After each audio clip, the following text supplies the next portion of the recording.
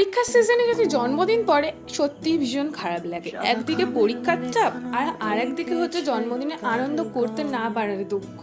তো আমার বোনের জন্মদিন ছিল সেই মার্চ মাসের 29 তারিখ, আর ওর পরীক্ষা চলাকালীন সেই জন্য ওর কোনো রকম সেলিব্রেশন করা হয়নি। তো তারপরে ওর পরীক্ষা শেষ হয়ে যাওয়ার পরে বাড়িতে ওর বন্ধু বান্ধবদের ইনভাইট করা হয়। তো বন্ধু বান্ধবরা আসে আর ওই দিনকেই সেলিব্রেশন করা হয়।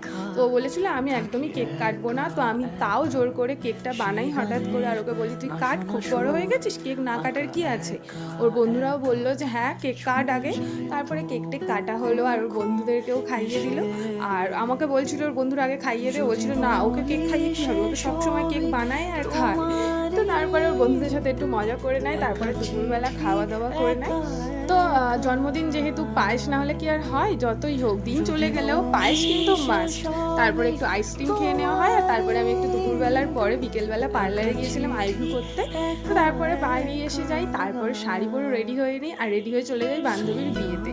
তো এই গরমে বান্ধবী বিয়ে করলো ঠিকই, কিন্তু আইসক্রিমের স্টল যেহেতু ছিল কোনো রকম কিছু মনে হয়নি। তো গিয়েই সাথে সাথে 2-3টা আইসক্রিম খেয়ে নিই, সাথে সাথে ছিল পকোড়া, কফি, আর সাথে ছিল ওইদিকে ফুচকা স্টল। আর আমরা এখানে অঙ্কনকে বলছিলাম ভাই একটু সর, আমাদেরকে একটু খেতে দে। তো তারপর আমরা একটু ফটো তুলে নিই আর ফুচকা সামনে চলে যাই, গিয়ে একটু ফুচকা খাই। আর যাই বলো না কেন, শীতকাল হোক বা গরমকাল, বিয়ে বাড়িতে যাওয়া মানে খাওয়া মাস্ট। স্টলের রান্না বান্না থেকে শুরু করে মেন কোর্স। তো তারপর এখানে প্রচুর ফটো তুলে নিই। তারপরে বাইরে আসতে না আসতেই দেখি বরের গাড়ি চলে এসেছে, আর এই যে আমার পার্টনারও এসে গিয়েছে, ওর সাথেও প্রচুর ফটো তুলে নিই। আর তারপরে এখানে আমরা দাঁড়িয়ে বাইরে অনেকক্ষণ ধরে গল্প করছিলাম। তারপরে বর গাড়ি থেকে নামলো, আর তারপরে আমাদের খাওয়াও হয়নি। বর ভেতরে চলে যাওয়ার পরে আমরা সবাই মিলে খেতে ঢুকে যাই। আর আমার কানের দুলটা তোমরা দেখতেই পাচ্ছ আর নেই, কারণ ওই গরমের মধ্যে কানের দুল আর আমার টেকেনি, প্রচণ্ড গরম লাগছিল। তারপরে এই যে আমরা খেতে বসে গিয়েছি।